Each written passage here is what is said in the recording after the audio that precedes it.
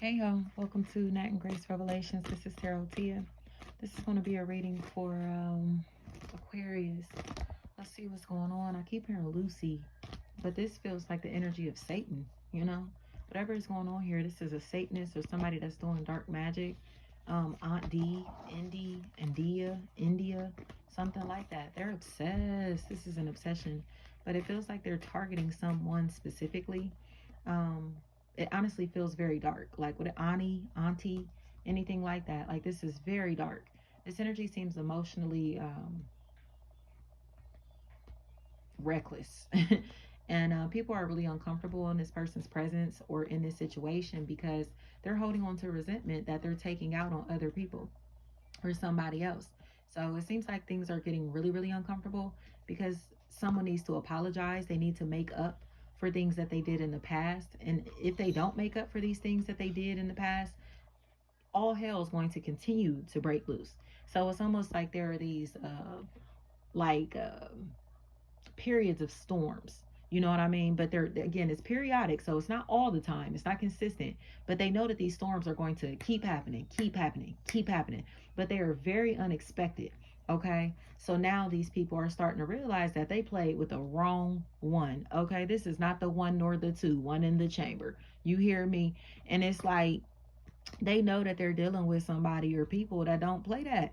So it's like all the lies and deceptive energy that they've been telling or been in, they're shocked that they are being held accountable for it. Like this is a very mean, malicious, jealous energy, especially if Mary, Maury, Moore, Mare, Mar, anything like that is a factor here. And they cannot believe it. But it's because of their sense of entitlement. Like they look like they came into somebody's life thinking that they were better than them or have been carrying themselves as if they're better than other people, like nose in the air type energy, just to wind up realizing that they ain't shit.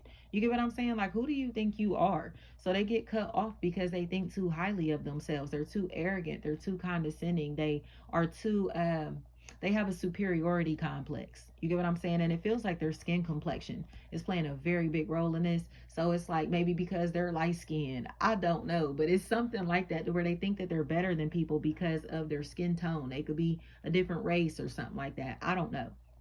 But it feels like they're getting left out and cut off. And this is making everyone happy in this equation because that's all that they need is to cut this person off or get this person out of this equation. You know, it feels like apologies are going to be in order.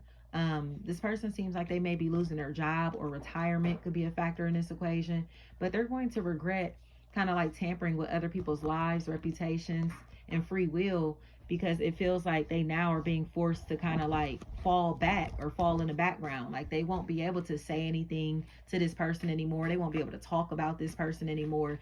Like it's almost as if like if they say another fucking word, you feel me? It's like pinky. Like that's what's happening here. Like say another word. You know what I mean? And they better not.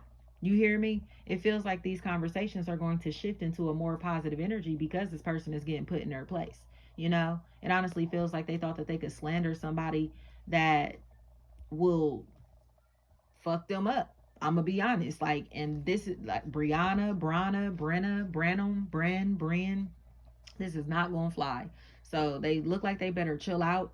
It honestly feels like this energy is super untrustworthy, and people are starting to see how untrustworthy they are, especially if there's a Brandon that's a factor in this equation. They are obsessed and emotionally unstable, and it feels like they're like this because they are trying to continue to put on a front for their family, friends, and associates, like they're a good person or like they're a real friend or a real companion in some type of way, but they're manipulating everybody. It's almost like they're just as fake as their family, friends, and associates that they're trying to impress.